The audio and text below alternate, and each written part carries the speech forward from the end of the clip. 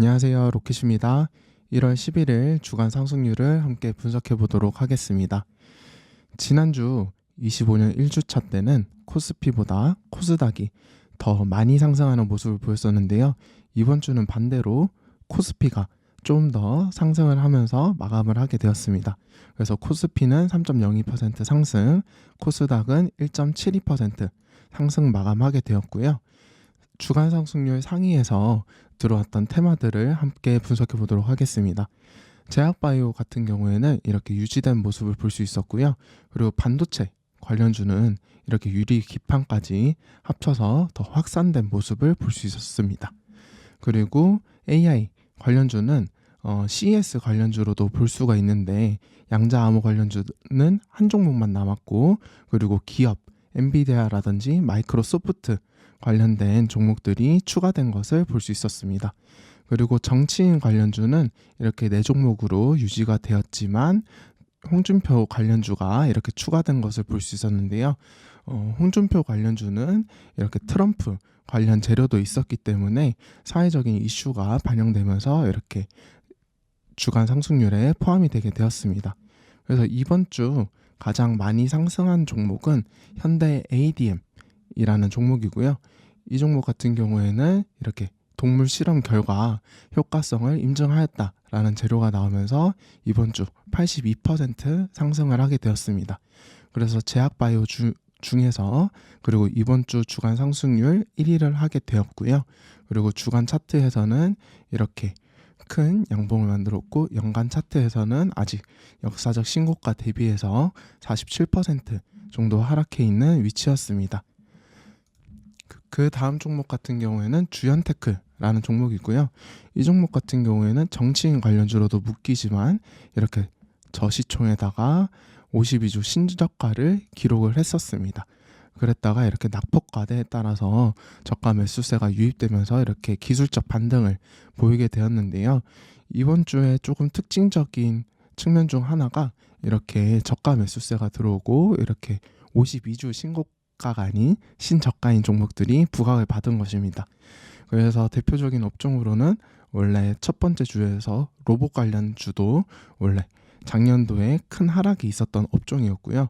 그리고 이번에 2차 전지라든지 이렇게 반도체까지도 모두 신저가 영역에 있다가 반등을 보이는 패턴이 나타났습니다.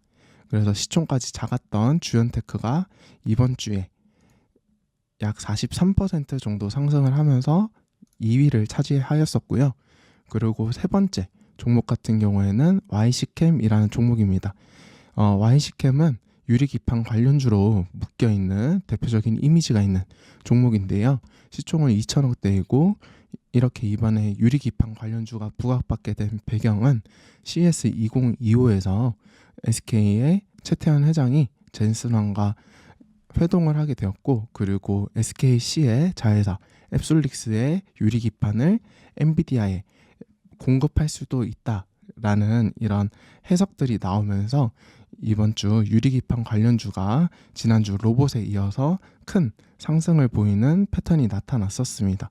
그래서 YC캠이라든지 밑에 있는 램테크놀로지, 그리고 시총이 큰 SKC 이렇게 종목들이 모두 유리기판 관련주인데요. 이번 주에 큰 상승을 보였었고, 그리고 시장에서도 거래 대금이 많이 일어나면서 부각받는 이런 종목이었고 재료였구나 라는 것을 알 수 있었습니다. 그래서 이번 주에는 이렇게 유리기판 관련주가 ICD라는 종목까지 있는데요. 이렇게 완전 역배열해서 이렇게 올라오면서 재료도 좋은 게 붙으면서 상승을 많이 하게 되었습니다. 그리고 다섯 번째 종목 같은 경우에는 JT라는 종목이고요. 이번 주에 조금 부각받았던 재료들 중에서는 마이크론이라든지 그리고 브로드컴, 그리고 삼성전자, SK하이닉스 등 모두 엔비디아랑 재료가 엮이면은 큰 상승을 보여줬습니다. 그래서 엔비디아가 이번엔 마이크론에서 GDDR7 그 부품을 탑재할 것이다 라는 소식이 나오면서 마이크론 관련주인 JT가 이번 주에 큰 상승을 보였었고요. 그 다음에 이렇게 아이크래프트 라는 종목 또한 이렇게 엔비디아랑 엮이면서 국내 공급사라는 특징이 있어서 이번 주에 큰 상승을 보였었습니다. 그리고는 대체적으로 시총이 작은 종목들인데요. 이번 주에 또 특징적인 것은 이렇게 대구백화점이라든지 휴맥스 홀딩스, 홍준표 관련주가 정치인 관련주 색깔뿐만 아니라 트럼프 관련으로 상승을 하게 되었는데요.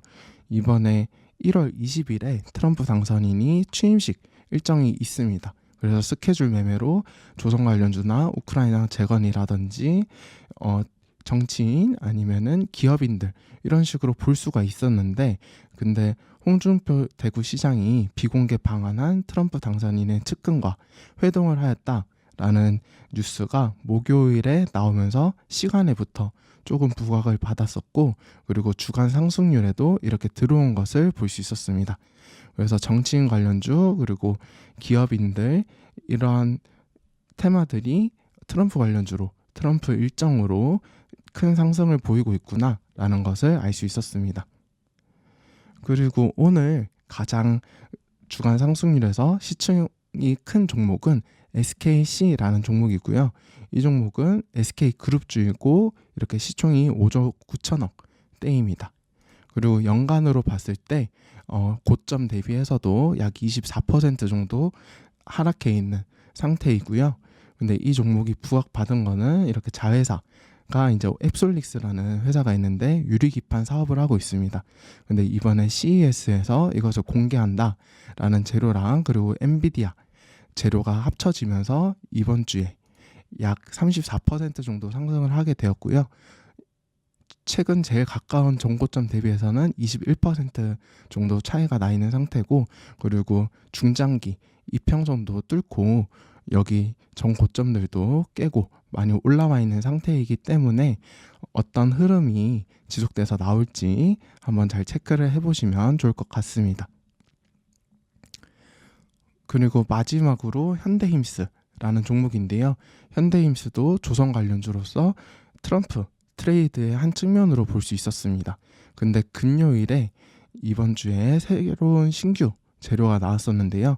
2월 초부터 최대 주주 사모펀드가 이제 동사 경영권을 매각을 시작한다라는 소식 때문에 이번 주 약 31% 정도 상승을 하면서 이렇게 이동평균선들을 중장기 이평선을 깨고 올라온 모습을 볼 수 있었습니다. 그래서 이번 주의 특징을 3가지로 한번 정리를 해보자면은 CS2025 일정 관련해서 12월 중순부터 이제 양자 컴퓨팅 관련주들이 많이 부각을 받았었는데요.